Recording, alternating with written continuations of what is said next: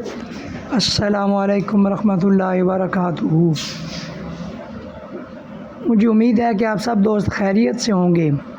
اللہ تعالیٰ ہمیں آسانیاں عطا فرمائے اور آسانیاں بانٹنے والا بنائے۔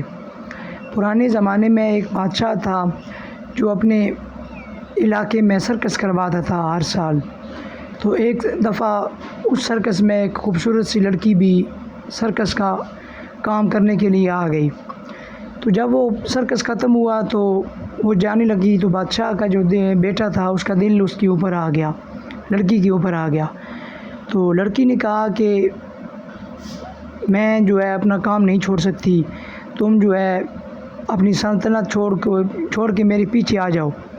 تو بادشاہ نے اسے سمجھانے کی بہت کوشش کی لیکن وہ نہ مانا اور اس کے ساتھ چلا گیا۔ وہ کئی سال اس کے ساتھ رہا، جیسے صحبت ویسے اثر کے مطابق وہ بھی رسی کے اوپر چلنا سیکھ گیا۔ کافی عرصے کے بعد وہ ایک جگہ سرکس کر رہا تھا تو وہاں سے ایک فقیر کا گزر ہوا جو اس کو اور اس کے باپ دونوں کو جانتا تھا۔ سرکس ختم ہوئی تو اس نے اس بادشاہ کے بیٹے کو بلایا اور پوچھا کہ تم نے یہ کام کیسے سیکھا؟ اس نے ساری اپنی کارگزاری بتائی۔ تو اس نے کہا کہ کام تو اچھا ہے دل بہلانے کے لیے، لیکن دل بہلانے کا کیا فائدہ جب خود کو نہ جانا۔ تو اس نے کہا کہ جتنا عرصہ تم نے رسی پہ چلنا سیکھ لیا، اگر تم اتنے عرصے میں خود کی رسی پہ چلنا سیکھ جاتے تو اچھا تھا، اندر جھانک لیتے تو اچھا تھا۔ میرے پیارے دوستو، یہ واقعہ بہت سادہ ہے۔ اس واقعے سے ہمیں یہ سبق ملتا ہے کہ ہم سب بادشاہ کے بیٹے ہیں۔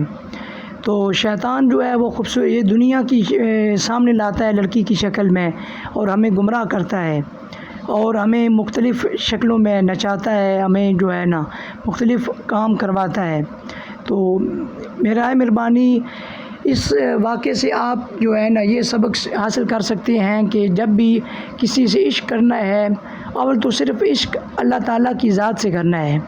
اگر کسی سے عشق کرنا ہے تو وہ رتبے میں آپ سے زیادہ ہو، عمل میں، اخلاق میں، دین میں آپ سے زیادہ ہو۔ اگر کم تر پہ راضی ہو گئے تو آپ بھی بادشاہ کے بیٹے ہونے کے باوجود سرکس کے ایک کھلاڑی بن جاؤ گے۔ تو اللہ تعالیٰ نے ہمیں سب کو ایک عظیم تحفہ عطا کیا ہے۔ وہ تحفہ کیا ہے؟ وہ تحفہ اندر جھانکنا ہے کہ ہم کیا ہیں اور کیا بن سکتے ہیں۔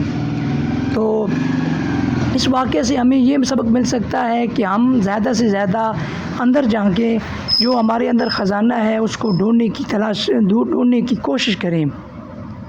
اللہ تعالیٰ ہمیں آسانیاں عطا فرمائے اور آسانیاں بانٹنے والا بنائے۔